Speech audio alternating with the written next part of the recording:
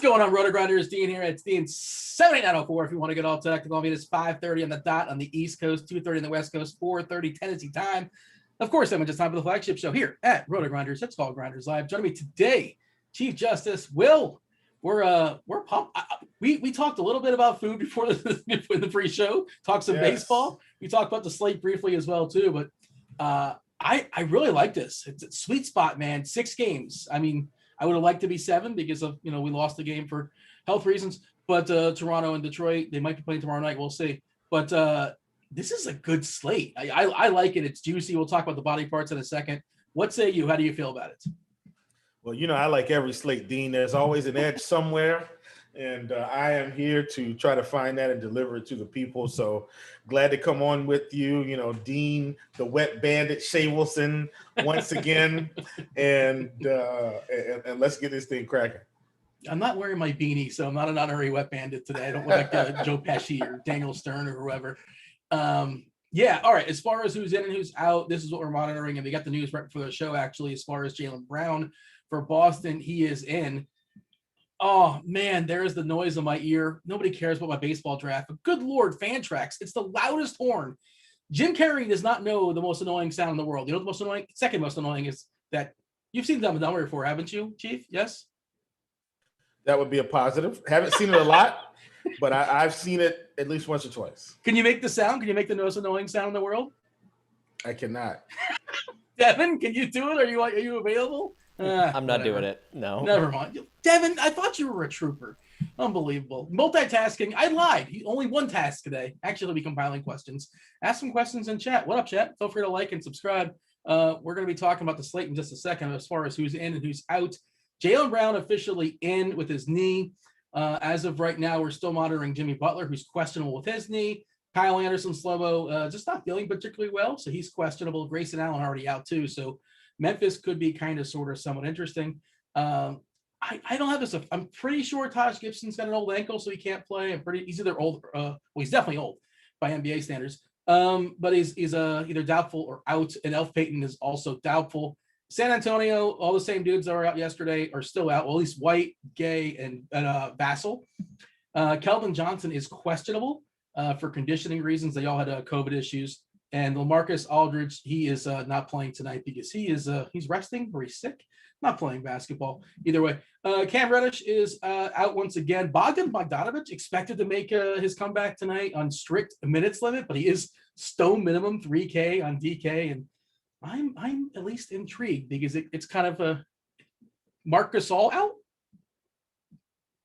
All right, Marc Gasol out. Does that change things? We'll talk about that in a second. That's not something we were even talking about. And Dario Saric is questionable for what it's worth. Well, your thoughts there, Chief, as far as what we're monitoring. Obviously, if Butler's out, I guess none, and Dragic can get a bump. Bam gets a nice bump as well, too. And otherwise, I think Miami's being mostly neglected, mostly ignored. And if Anderson's out, we're going to be firing some cheap Memphis guys. Ja is the super obvious one, but what are we monitoring, and do we care that Marc Gasol's not playing basketball tonight? Maybe Markieff Morris becomes a little bit better play on DK tonight, which is kind of squeamish. Yeah, perhaps. I think the big thing is, when we're looking at injuries, right, are these injuries really going to impact me taking down a GPP? Because that's really what we're here for, right? We're here to, take down 100K. And are any of these guys going to impact that? Maybe, maybe not. But I would say, in terms of, I think, games we should be looking at overall, you definitely want to look at this Washington-Memphis game, right? I mean, should be up in tempo. Josh really cheap. Dylan Brooks is really cheap. Desmond Bane is really cheap. Brandon Clark is really cheap. Justice Winslow is really cheap. I'm looking at guys like that. If Kyle Anderson is out, who steps in? Probably Brandon Clark, but does that bump Justice Winslow a few more minutes, right? Is Xavier Tillman going to pick up a few minutes? These are kind of the types of questions I'm thinking about, especially it's because of the game environment, right? Injuries aside, it's all about the game environment for me, and I think Washington, Memphis is one of those.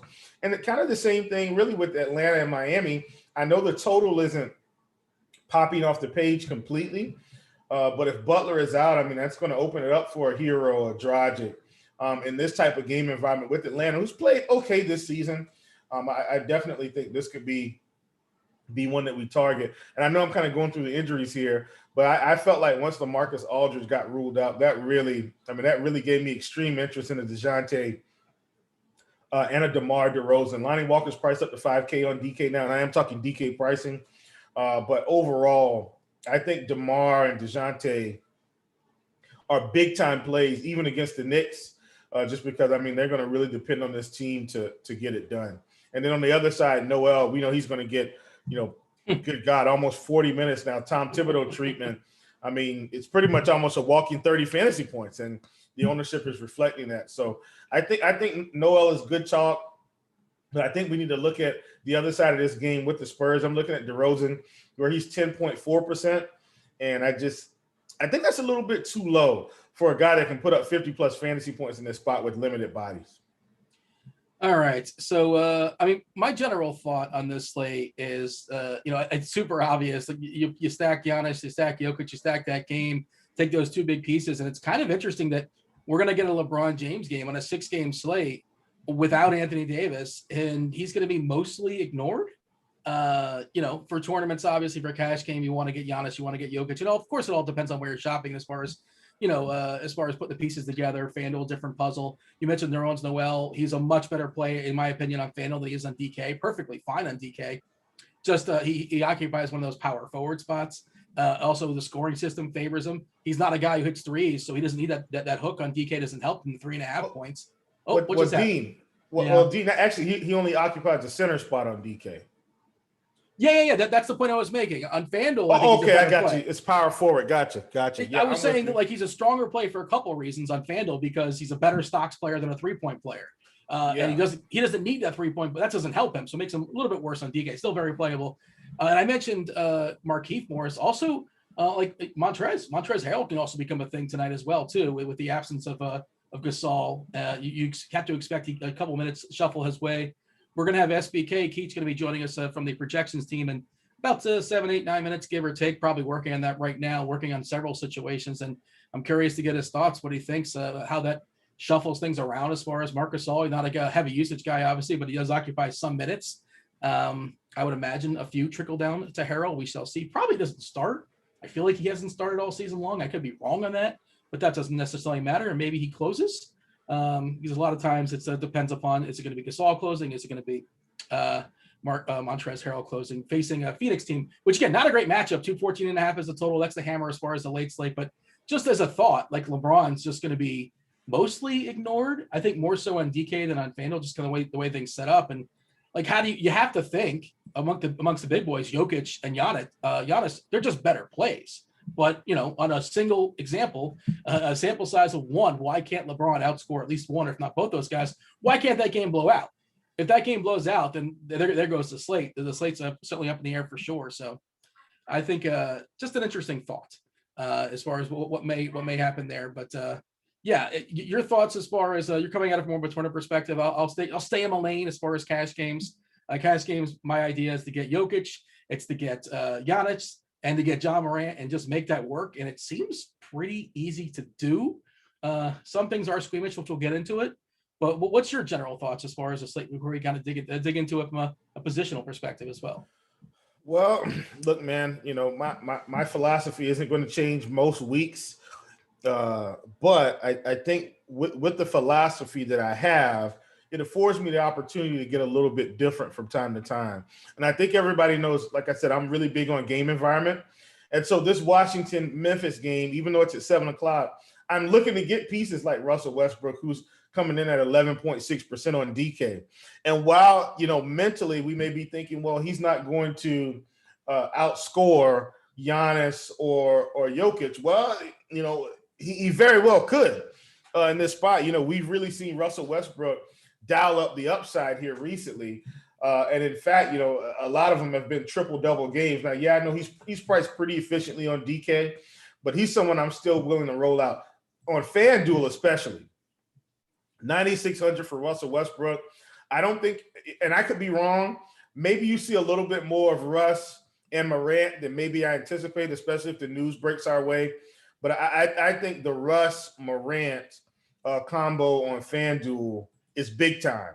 I've talked about it already. I like Dylan Brooks in this spot as well.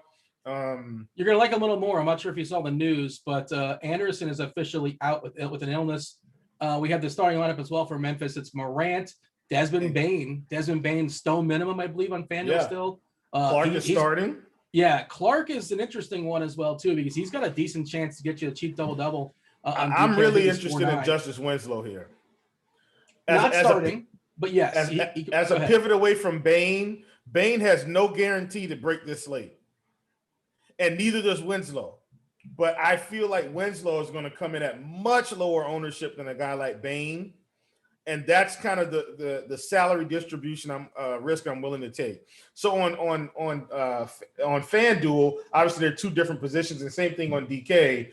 But I'm willing to roll the dice on Justice Winslow to get away from Bain in terms of my salary distribution. I mean, the guy put up 30 against Houston. 30. Who are they facing tonight? Washington. Do we like that? You like that. You like that? So, and the weird thing about Winslow, not to cut you off, but just the weird thing about Winslow is like he's been involved in every single game he's been back. It's hard to get a read how many minutes he's going to play. I know he's not starting, but he's been involved in three blowouts, like three massive blowouts. So it's really hard to figure out where his minutes will actually fall. They started at 21. Last game he only got 21, but of course they walloped Houston by 50 points or something like that. He could come off the bench and play 27 minutes or something like that. I think that's pretty reasonable. Again, we'll lean an SBK as far as that. I'm looking at their fantasy points per minute as far as Memphis. And Memphis still plenty of bodies, and they're going to find a way to play their 10 dudes because that's just what they do. But these guys are cheap enough and they're decent enough from a fantasy perspective. Melton averages over a fantasy point per minute in the season. Clark right at a fantasy point per minute on the season. Winslow at 0.9. You mentioned Bain at 0.76, but he is the cheapest too. And he is starting and he probably plays around 27 or so or something like that. And John Morant's the obvious one who, like, again, he's lost some minutes recently just again. They've been involved in massive blowouts and just not playing in the fourth quarter multiple times, which has kind of suppressed his price. And there's Valanciunas, which, by the way, props to the coach. I can't remember who the coach is in Memphis, but they played Valanciunas in the first half despite having 3 fouls. Amazing, right? And guess what? He drew his 4th foul, and then the game blew out, and I think he drew his 5th foul in the third quarter. And that's why he got no minutes last game. If you're curious, you're wondering why. That's why.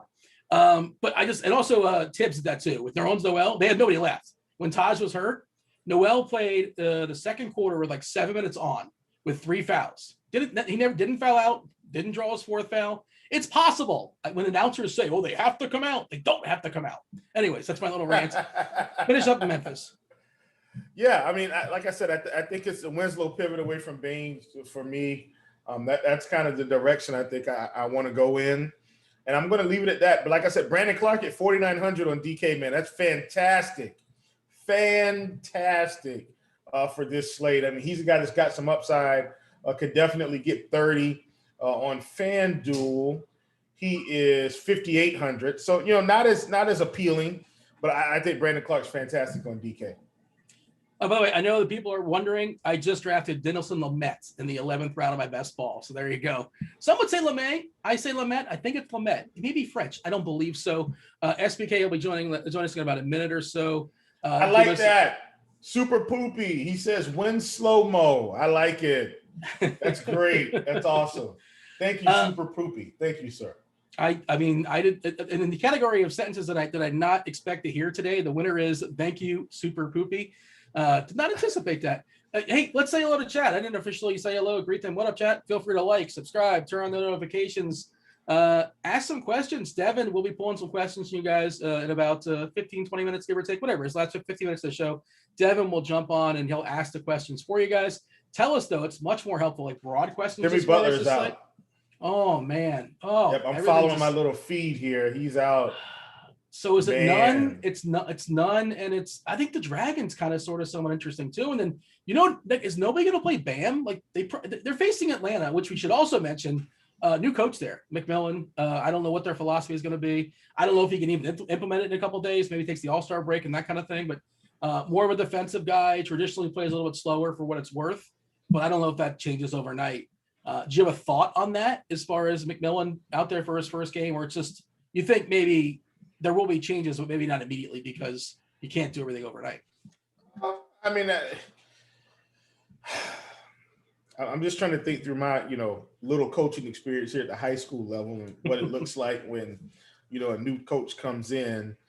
Obviously, I think he's going to have some philosophy. He's probably going to have some principles that he wants to install, probably on the defensive end, right? Rather than offense, because just kind of thinking through it, he may want them to kind of keep their set so they can keep some continuity. Like I'm sure there's an assistant coach that's running the offense anyway, that's going to, kind of help them to stay afloat.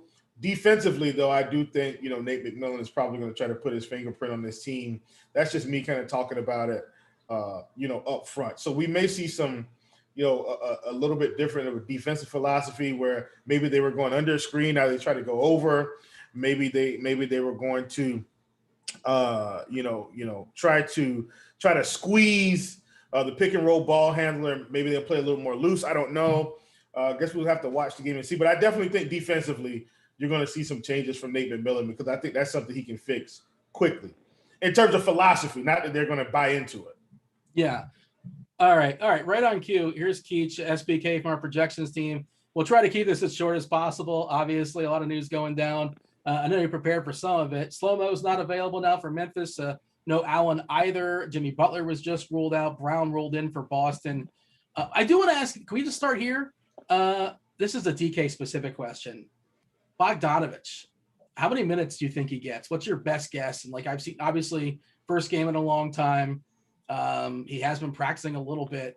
What are we pegging him? He's still a minimum on DK. That's why I think he's kind of sort of someone interesting. Now with more value, maybe a little bit less interesting. But give me your thoughts as far as Bogdan.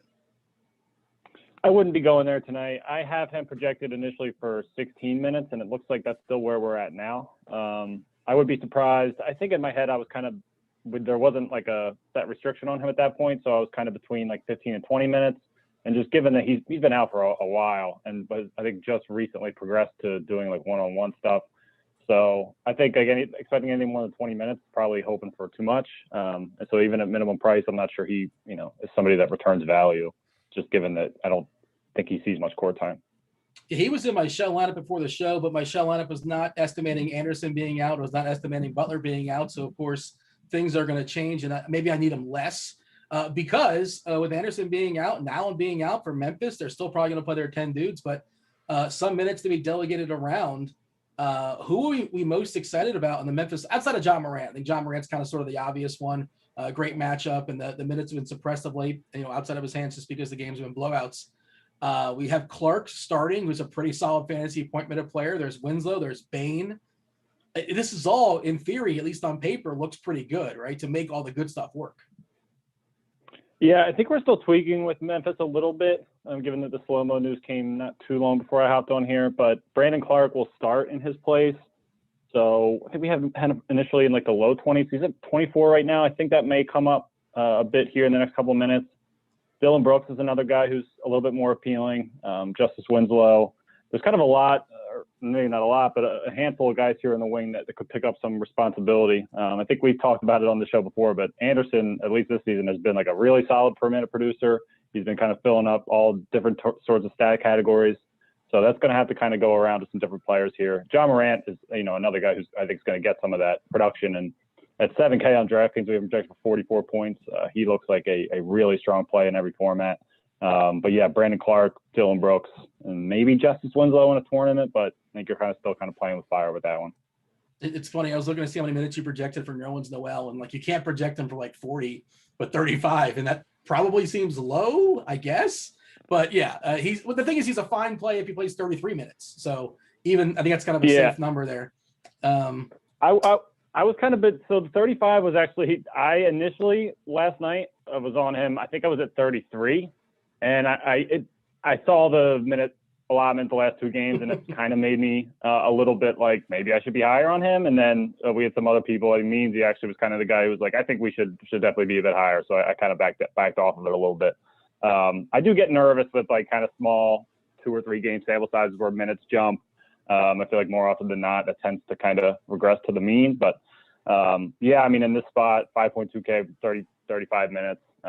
He's a really strong play. It's just going to be kind of tough. There's, some other nice mid-range or value options at power forward and center. So he's still kind of somebody you had to make a decision on. Butler is out. Who do you think gets the biggest bump? I imagine it's a combination of Nunn and Dragic, and bump, of course, for Bam. You're already paying for Bam, but it's a nice matchup versus Atlanta.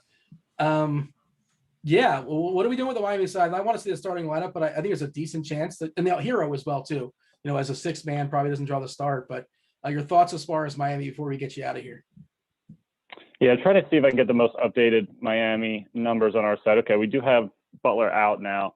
So, yeah, like you said, Tyler Hero, Goran Dragic, Kendrick Nunn all become considerably more appealing without Butler there, as does Bam Adebayo at the center spot. I think he's in a really nice spot, 8.7K. We have him projected for over 47 fantasy points on DraftKings, which is a pretty hefty number. And yeah, Kendrick Nunn, I think still kind of in play. Obviously very GPP oriented, and not somebody I'd want any part of in a cash game.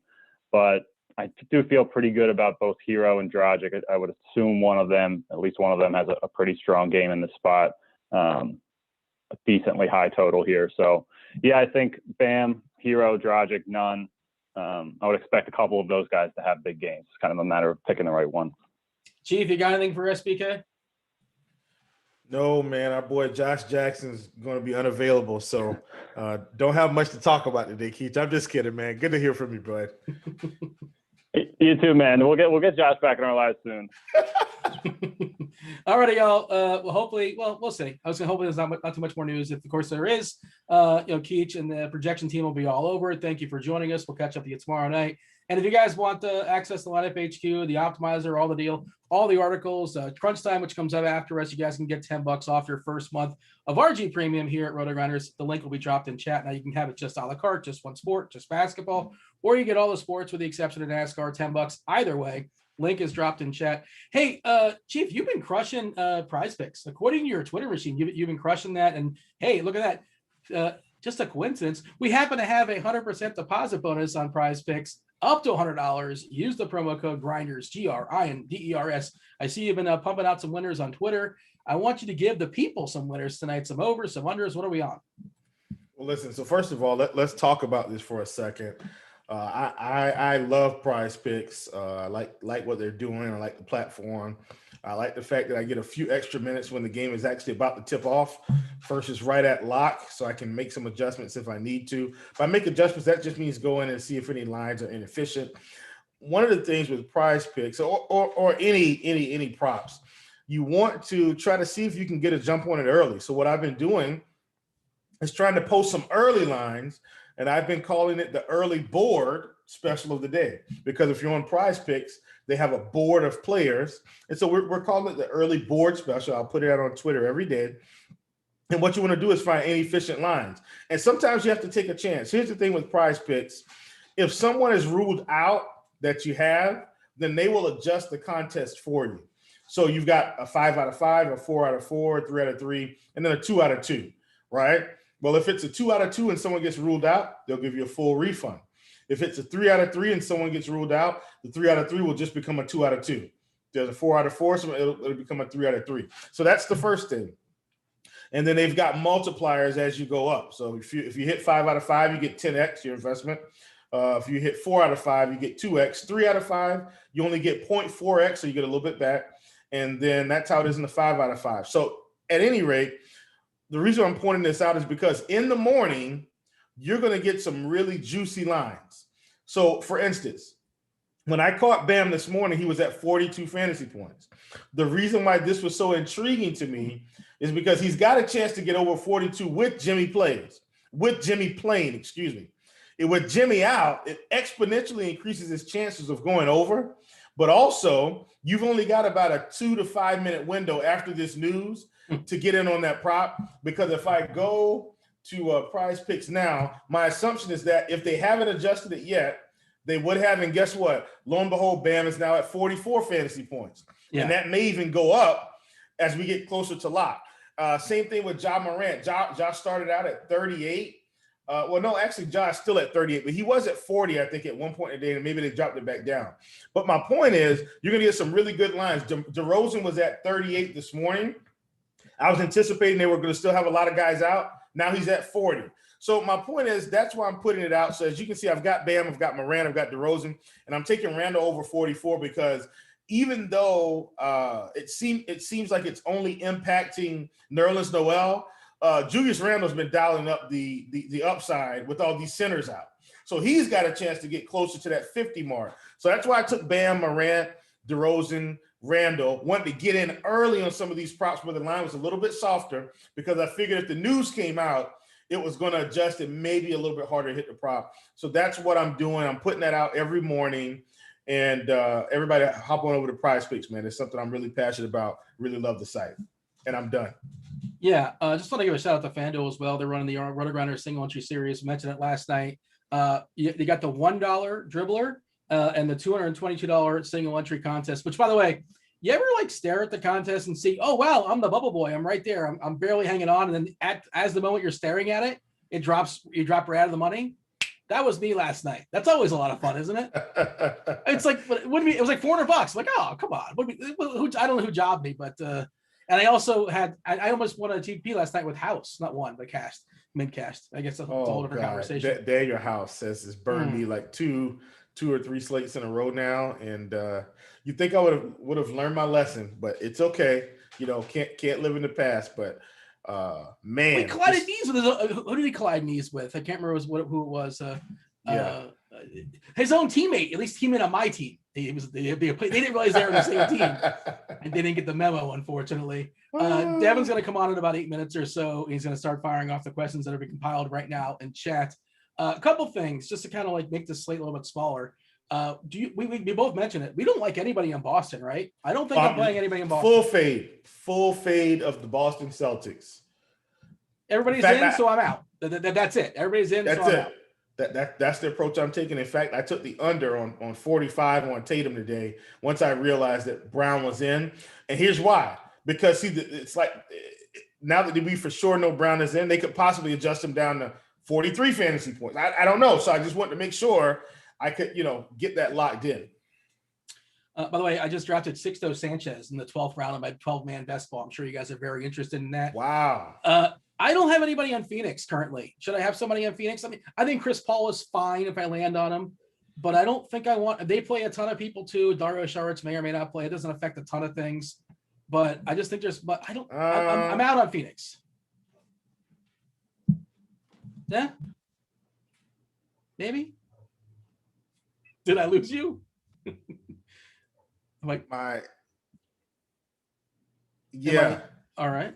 Yeah, my ears went out. Sorry about that. I saw your mouth moving, but I didn't hear a word. I heard you say Sixto Sanchez and blank. Yeah. Could you repeat that, Dean? Sorry. Are you in or out in Phoenix? Because I think I'm out. I mean, if I happen to land on Paul in a tournament lineup, I guess, and I'm running it back with LeBron, but I'm probably not playing anybody in Phoenix. That's the plan, at least. Yeah, I mean, I've gotten Jay Crowder right from time to time. Like, he's a flyer I typically like to invest in on FanDuel because he's around 4,500 and he does have like 30-point upside. So if you're multi-entering, I would look at Jay Crowder. Outside of that, I haven't played Devin Booker all year. And when I say all year, I mean, I don't think I've clicked his name one time. And I've been perfectly fine with that. But Chris Paul, I think you need to play. He's been cranking out 40 and 50 on a regular basis. So if I was going to play anyone from Phoenix, I think that's who it would be. Okay, so I have my eye on chat, and I see somebody asking, y'all don't like Ayton? Okay, here's why I don't like Ayton. Well, it depends where you're shopping again, but like we talked about Noel. Noel's a strong play on DK at a center. Jokic, yeah, I love Jokic. Valanciunas, I think, is a better play than Ayton. He's not that much more. Adebayo is a better play than Ayton as well. If you want to go super cheap on DK, you got Brook Lopez at 4.1K. Don't love Brook Lopez, but if he kind of sort of makes everything else work, I suppose, sure, why not? And Randall also qualifies as a center as well. Now Montrezl Harrell jumps into the conversation. He may actually draw the start here. So look, Ayton's fine, but he's got so many people to beat, and there's no like discount as far as the price. I don't think I'm playing him. I don't like to speak in definitives because goofy things happen when you're clicking stuff with like a minute to go, and like God forbid you win something. It's like, you said you weren't playing that guy. Here's the clip. The plan is to not play any Ayton. I'm just not playing him. Like, he's fine, but there's a lot of guys that are better than fine. That's kind of sort of where I'm at. We live in the world with salary cap, and this does not fit my build. Are we going back to Derrick Rose? We talked about Nerlens Noel, especially on FanDuel being a really strong play. How do you feel about Rose? Because he's going to draw the start once again under the presumption that Elf is out. And I don't think the price is fully adjusted. And Tibbs is okay running him into the ground. Not fully, but like 32, 33 minutes. That's good enough. Yeah, man, I think Rose is okay. I don't feel like he's like a must. Like I don't feel like he's a must, but I definitely think he's in play. I just realized, man, I feel so bad, guys. I didn't really talk about my lock of the day. Oh, and I do want to give that out because I know, most of the time people will ask me. It's different on the sites, okay? On FanDuel, it's absolutely Russell Westbrook. Like, absolutely Russell Westbrook. He's 9,600. I mean, he's been going bananas. I think a 60-point game is in the cards here. I think it's coming real soon. So it's on FanDuel, absolutely Russell Westbrook. How do you make that work? Because Ja is really cheap, and I assume, in theory, you want the two of them going back and forth at each other. It's like a 239 game with high and tight. This is a game only DFS players absolutely love. And Rose is pretty good too. And I like Westbrook. And if you want to save some salary on FanDuel, Patty Mills is 3.9, which I think is okay. And I'm definitely 5-4. playing Westbrook and Ja. Like that's my main combo. Yeah. Okay. But what I'm going to have to do, and I'm fully aware of this, I've got to fade one of either Greek or Jokic. That's the scenario. And it's probably going to end up being Jokic. Yes. That's probably who I'm going to fade to make it work. Because listen, Westbrook gets 60 and Jokic gets 55. Listen, I'm fine. Like, in fact, if Westbrook gets 55 and Jokic gets 55, I'm still fine as long as my center performs. So that's the approach I'm going to take. With the slate. I love Jokic, love Giannis, but I can't fit them all when I'm playing Westbrook. And Westbrook is my guy today. So that's I'm going to fade one of those big ones. Probably. That's where I'm at too. Like, I think if you're going to fade one of Jokic and Giannis, and ideally I want them both. But if I can only choose, I only choose one. I think it's Giannis. And again, this is why LeBron is going to be lost on the slate, and nobody's playing LeBron. I know it's a bad matchup, but there's no Davis, and it's LeBron James. I just think he's pretty interesting in tournaments, and also the step downs, like the pivots away from Jokic. The centers are pretty good. Pirtle without LMA is pretty interesting. Capella, we've all, especially when he gets going from a stocks perspective on FanDuel, can be interesting. Harrell, we talked about, and Valanciunas. If he can get like 32 minutes versus Washington, can absolutely smash. And if you're playing both point guards in that game, I'm not going to sit here and build your lineup, but I feel like you're going to have some Jonas Valanciunas also in that lineup as well too. Give us your DK lock. DK is going to be Bam. Bam's been really, I think he's been averaging about 1.3 to I think it's around 1.3 or 1.33 or something with Jimmy's been off the court. I think it was a little bit higher than that.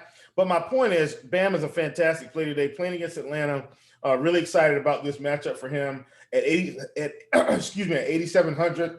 I think this is great pricing for the upside that he can give you. What I mean is, Bam can go out and get you 60. Now, I'm not saying he's getting 60 today, but I'm saying it's possible. And at 8,700, especially when I want to play Ja Moran at 7K, I think on DK, Bam helps me get away from the really big stud build, right?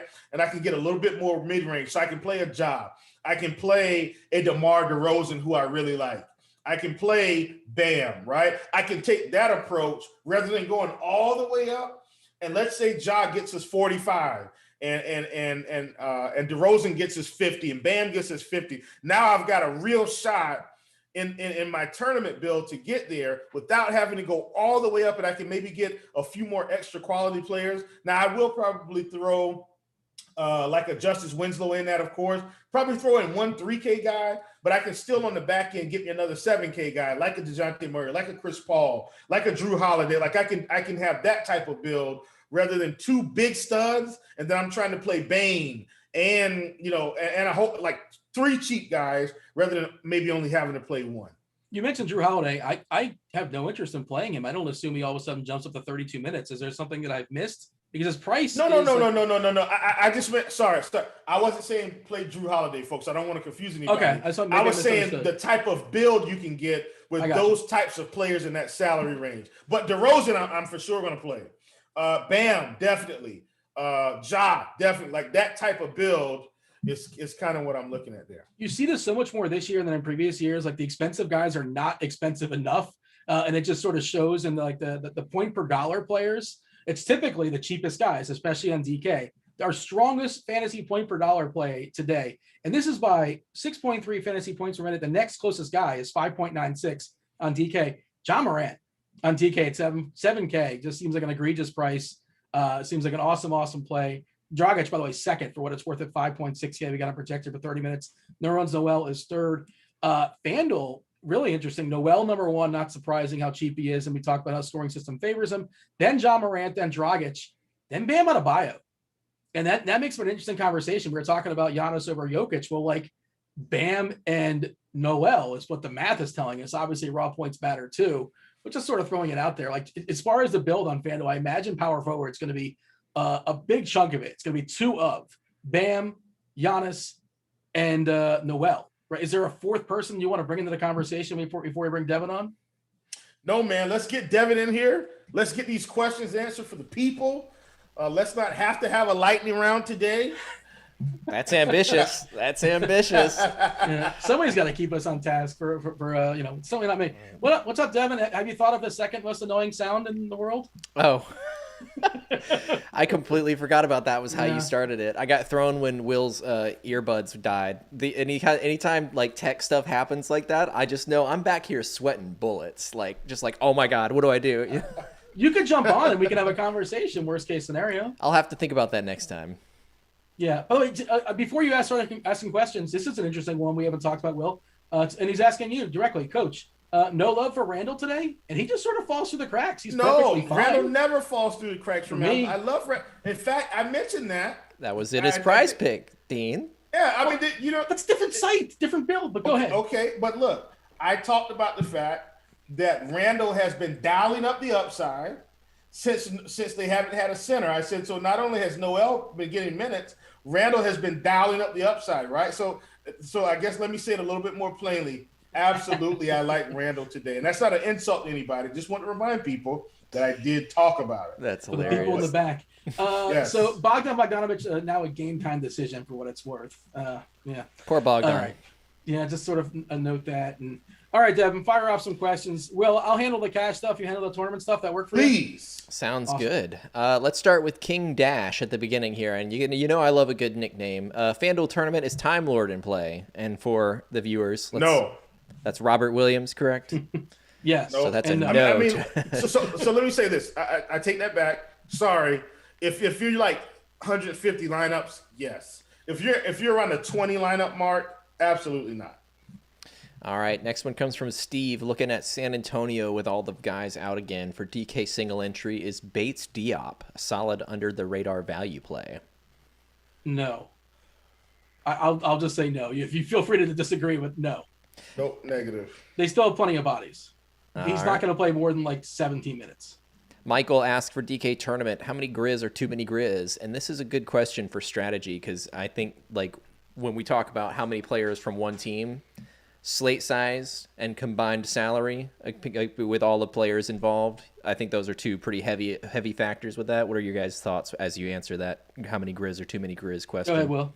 I don't think you go past 4 on DK. I mean, because I'm thinking through the scenario. Ja's in play at 7K. Valanciunas is in play. I don't feel like he's a must play, but he's in play. Brandon Clark is 4,800, and then you got Winslow at 39, I think, and maybe Bane at 34. So, I think you can get away with a combination of a 4-piece. I don't think 5 is the answer. You can get away with how expensive those guys are. If you have the three or four most expensive guys, that's probably wrong. Right, combined salary of the players involved. Yeah. I think that's also a great time for MME to get some rules put into your multi-builds when you're trying to put together something. If there's a lot of value on one team, separate it. Yeah. Go Look ahead. At the brain of red. Zach wants to know, with Gasol being out, does that mean more minutes for Talen Horton-Tucker since Phoenix only plays one big? It's a tight squeeze, man. He's been getting minutes anyway. He's still going to get 20 to 25 minutes. So I think if you decide you want to play him, you play him because he's already getting minutes, not because you think he's going to get an extra 5 minutes. Hopefully that makes sense. We got him projected for 17 for what it's worth. It's fragile. And, you want to know the starting lineup. Of course, the tricky part is it's the last game of the night. It's an hour after the 5th game on the slate of 6.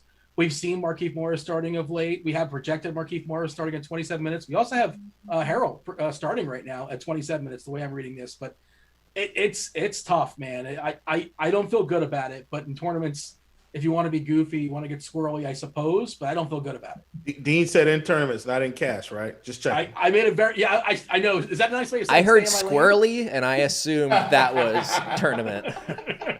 Deshaun, got to put your tiers hats on. I haven't played this in a while. DK Ooh, you play tiers. tiers. Middleton or PG-13? My goodness. PG Middleton. Who? I'm going Middleton.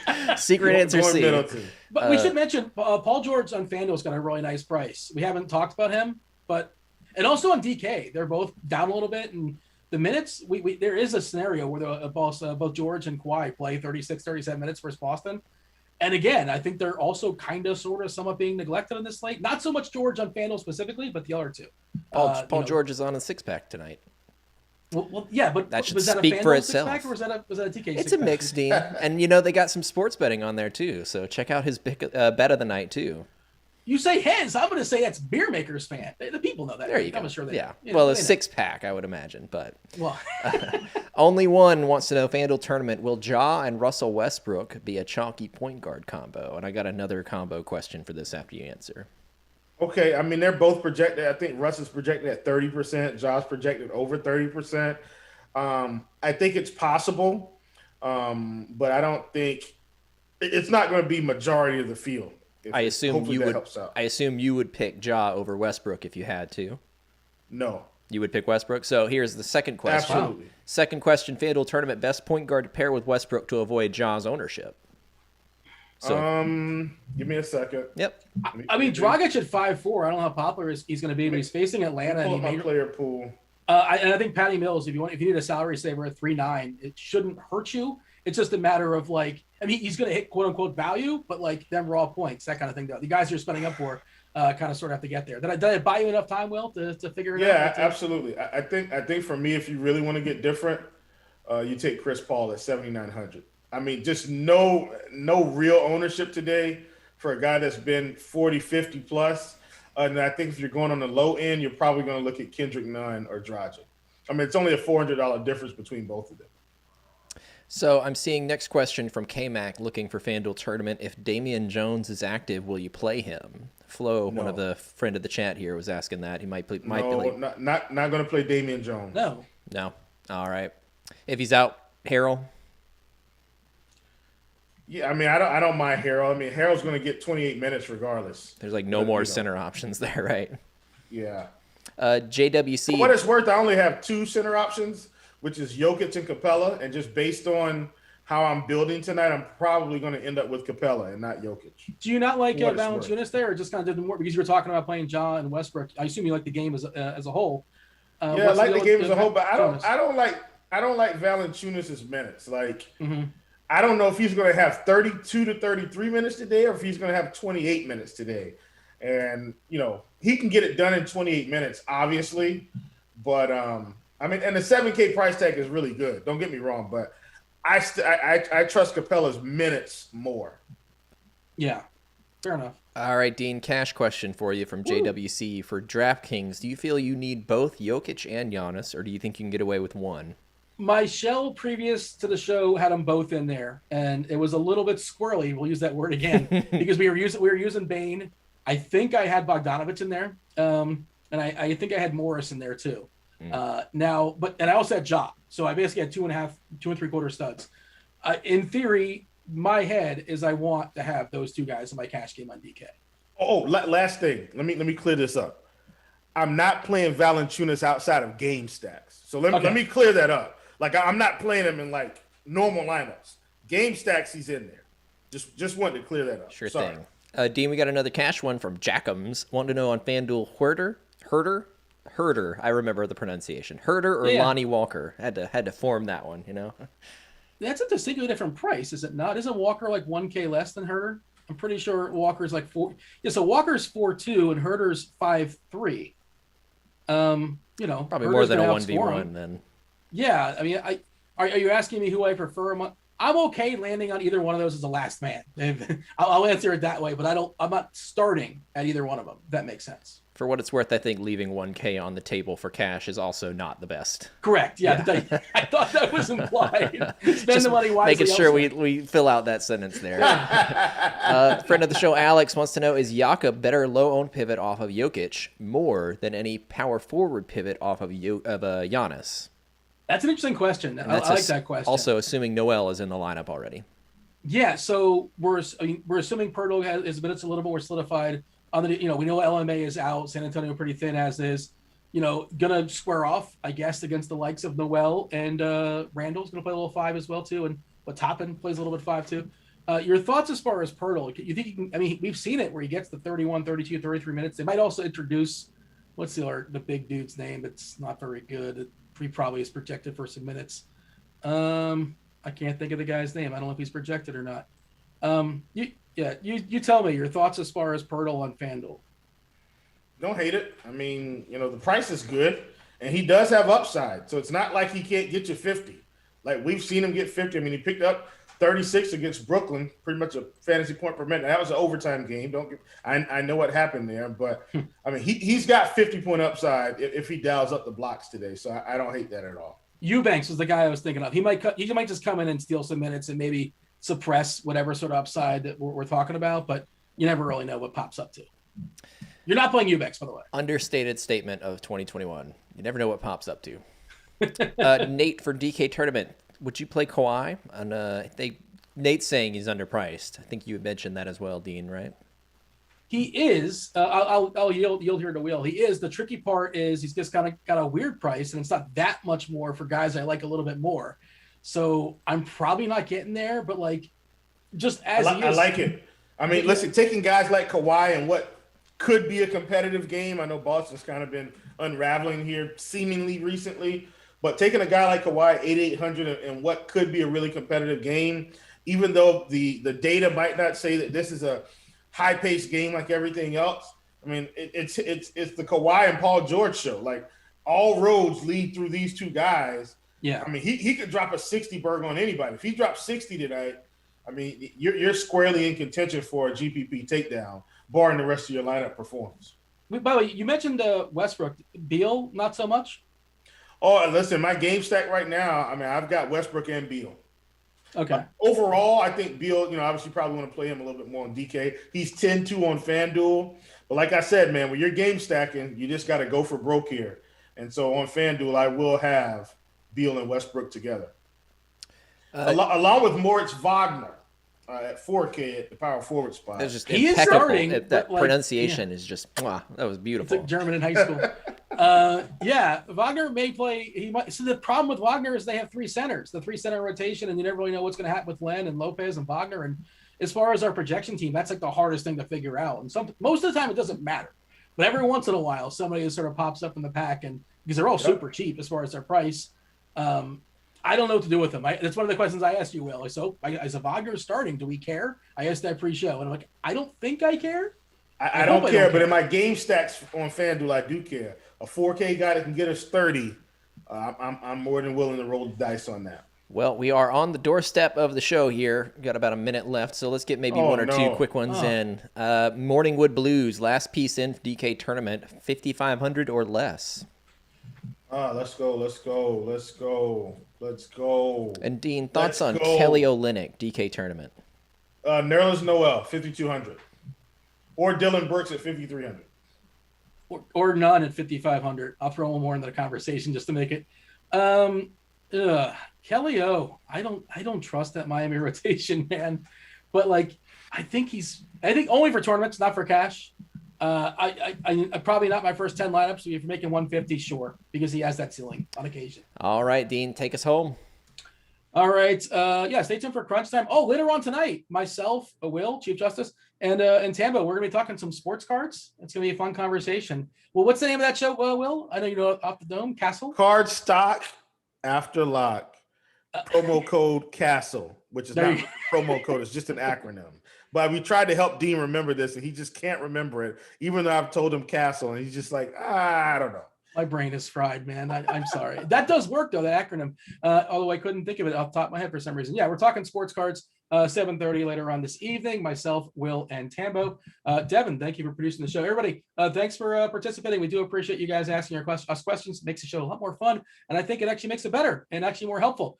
Hit that like button on your way out. If you guys are RG members, of course, stick around for crunch time where you got to jump to the Rotogrinders page if you're not there already. Andy Means, Kevin Roth taking you guys all up the lock. He was Devin. He was Will. I was Dean. This was basketball. Good luck tonight. We're out of here. Out.